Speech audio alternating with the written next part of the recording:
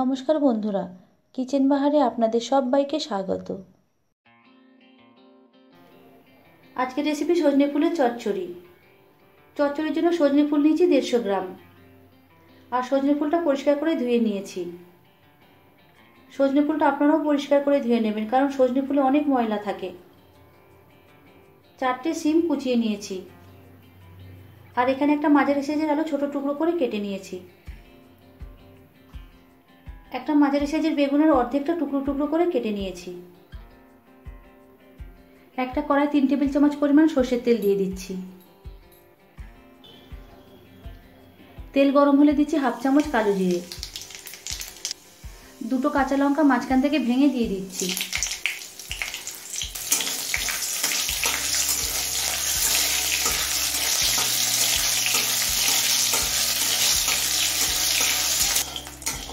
কালো জিরে আর কাঁচা লঙ্কাটা 30 থেকে 40 সেকেন্ড ভেজে নিলাম।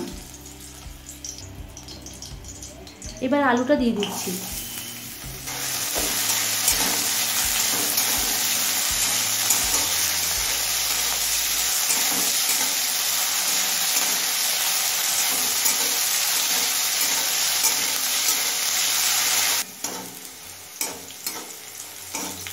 আলুটা 3-4 মিনিট মিডিয়াম ফ্লেমে ভেজে নিয়েছি।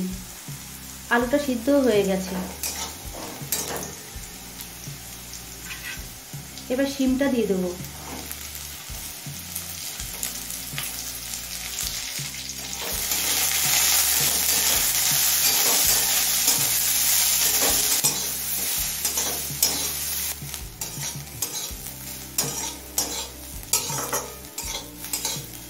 শিমটা দিয়ে আরো 2-3 মিনিট ভেজে নিয়েছি। এবার বেগুনটা দিয়ে দিচ্ছি।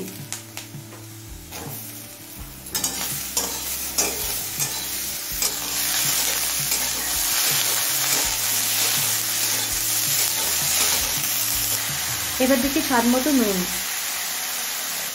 হাফ চামচ দিচ্ছি হলুদ গুঁড়ো,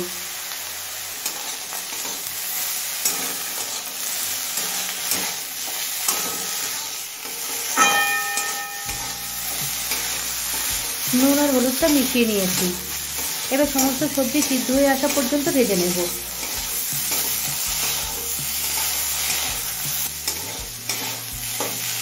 মিনিট 5 একদম লো মিডিয়াম ফ্লেমে সমস্ত সবজিগুলো ভেজে নিয়েছি, আর সবজিগুলো খুব ভালোভাবে সিদ্ধ হয়ে গেছে।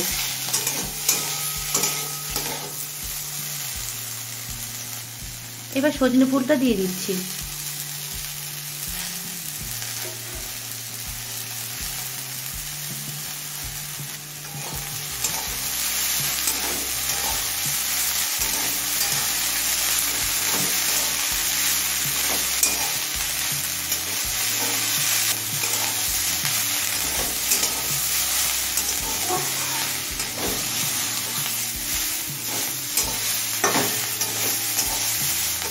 সজনে ফুলটা দিয়ে সমস্ত সবজির সাথে ভালোভাবে নাড়াচাড়া করে মিশিয়ে নিয়েছি।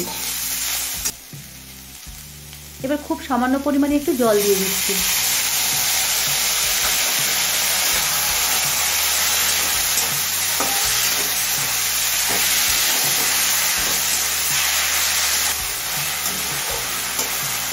জল দিয়ে ভালোভাবে মিশিয়ে নিয়েছি। এবার মিডিয়াম ফ্লেমে ঢেকে কিছুক্ষণ রান্না হতে দেব। 3 মিনিট পর ঢাকা খুলে নিলাম।